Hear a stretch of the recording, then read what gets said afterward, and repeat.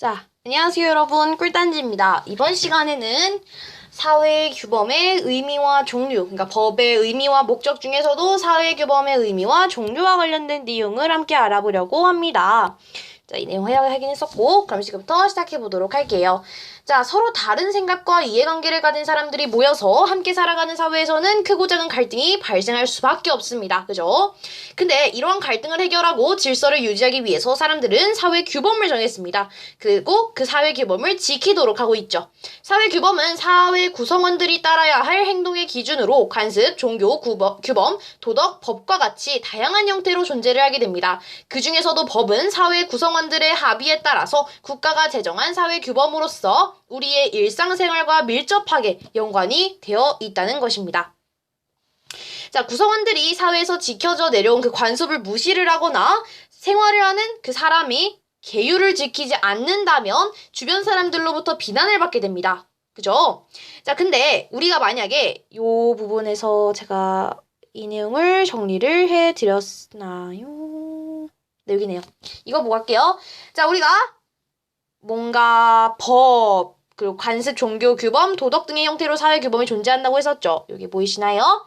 근데 관습이나 종교 규범이나 도덕 규범은 지키지 않는다면 사회적으로 비난의 대상이 됩니다.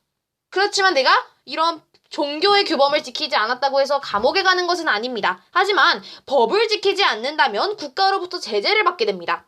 그 말은 법은 강제성을 지닌다라는 의미를 가지게 되죠. 따라서 법은 개인은 물론 집단, 국가에 이르기까지 모두가 지켜야 할 법의 기준, 그러니까 즉 그 기준이 되는 것이 바로 법이 됩니다.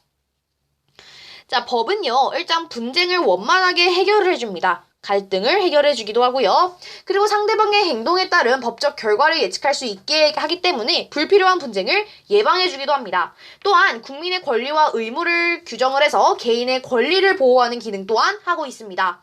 우리 사회에는 여러 종류의 법이 있고 각각의 법이 담고 있는 내용도 달라집니다. 대부분 법은 공통으로 정의 실현과 공공복리의 증진을 목적으로 이제 법이 그것을 목적으로 향하여 집행이 되는데요. 법은 열심히 노력한 사람에게는 그에 대한 보상을 해주고 다른 사람에게 피해를 준 사람에게는 제재를 가하면서 그 정의를 실현을 하게 됩니다. 또한 법은 개인이나 특정 집단의 이익뿐만 아니라 사회 구성원의 다수의 행복과 이익을 증진하는 것을 목적으로, 즉 공공복리의 증진을 목적으로 하고 있습니다. 자, 이제 상당히 헷갈리는 부분을 들어가도록 할게요.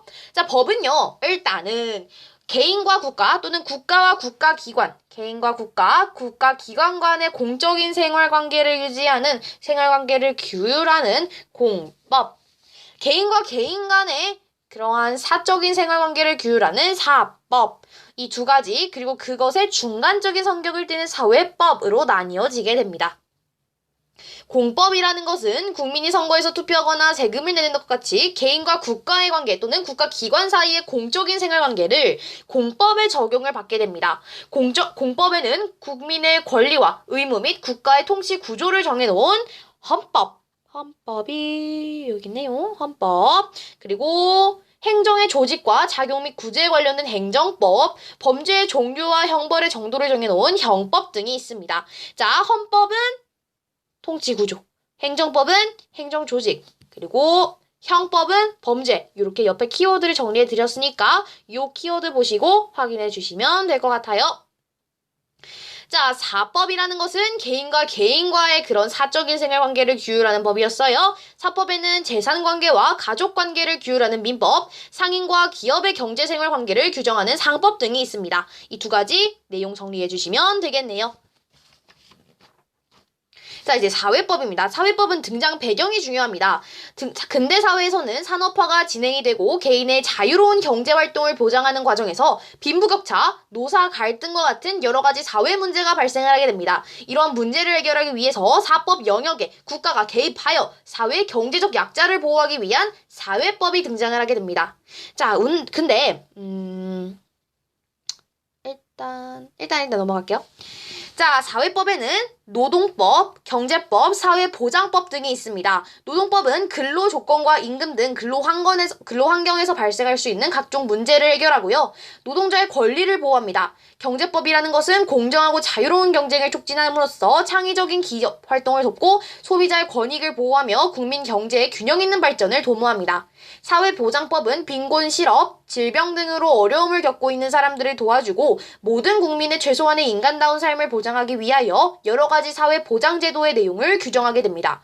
이처럼 사회법은 사회적 약자의 권리를 보호하고 인간다운 생활을 보장함으로써 모든 국민의 실질적 평등과 복지 증진을 목표로 하고 있습니다. 따라서 현대 복지국가에서 사회법이 담당하는 역할은 점점 더 커지고 있다라는 것을 알 수가 있죠. 자, 완전 중요한 부분이 들어오게 됩니다. 재판입니다. 재판은 일단 우리가 많은 사람들이 살아가는 우리의 이 사회에는 분쟁이 일어날 수밖에 없다, 있다, 일어날 수밖에 없어요.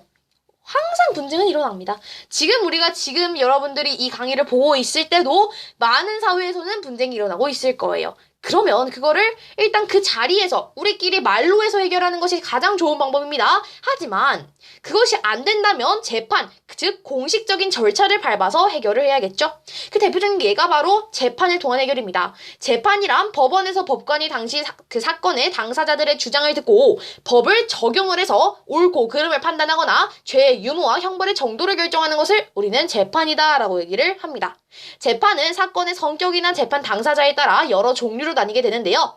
두 개로 나누게 우리는 지금 두 개만 알아두시면 될 것 같아요. 민사재판과 형사재판이 대표적입니다.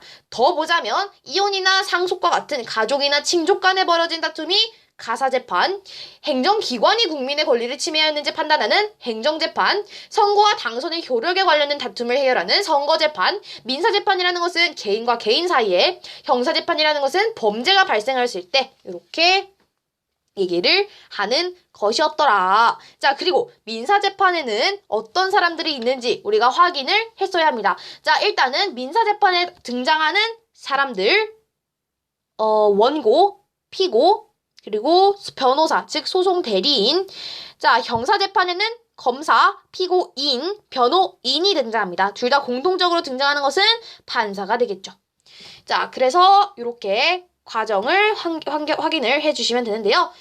민사소송은 원고가 소장을 제출하고 피고에게 소장 복사본을 전달하고 그 피고의 답변서를 제출합니다. 그리고 원고와 피고의 반론을 하고요. 이때 소송 대리인 또 같이 참여를 해서 판사의 판결 선고를 듣게 됩니다.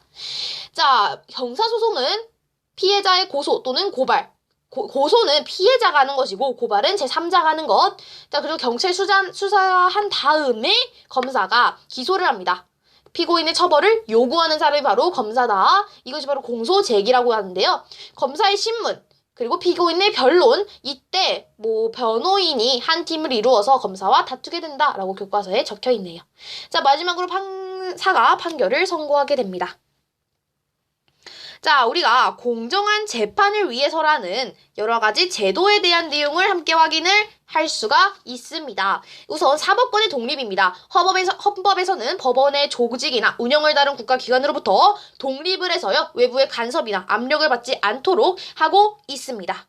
또한 법관의 신분을 보장하여 헌법과 법률에 근거를 해서 양심에 따라 판단을 하도록 보장하고 있어요. 재판에서 구체적인 증거 없이 단순한 정황만으로 판단을 하게 될 경우에는 반드시 증거에 의해야 한다라는 증거 재판주의라는 것이 있습니다. 오케이. 자, 그리고 일단은 헌법에서는 법원의 조직이나 운영을 다른 국가기관으로부터 독립을 한다. 이게 바로 사법원의 독립. 요게 중요해요. 법원의 조직, 운영을 다른 기관으로부터 독립한다. 재판 기본 원칙은 증거재판주의와 그 판결 공개하는 공개재판주의가 있다는 거 알아두시면 되겠고, 심급제도입니다. 와우, 이거 3급 제도로 헷갈려 하시는 분들이 많은데 심급제도라는 거, 우선 그러니까 민주국가에서는 급을 다르게 해서요. 여러 번 재판을 받을 수 있게 해요. 우리나라에서는 3번까지만 볼 수 있는 3심제를 채택하고 있는데요. 우선 지방법원 단독판사한테 받고요. 또는 지방법원 합의부에서 받습니다. 단독판사는 1명의 판사가 있는 것이고 합의부는 3명의 판사가 있다. 그래서 이 중에서도 내가 만족을 못해. 나는 내가 잘못했다고 생각하지 않아. 하면은 항소라는 것을 제기를 합니다. 그러면서 2심으로 넘어가게 되는데 이때 지방법원에는 이제 본원 합의부, 고등법원으로 올라가게 됩니다. 합의부에서, 지방법원 합의부에서는. 자, 그러면서 이거에도 이제 만족 못해 하면은 상고라는 것을 해서 3심 대법원으로 가게 됩니다. 이 내용 확인하시면 되겠습니다.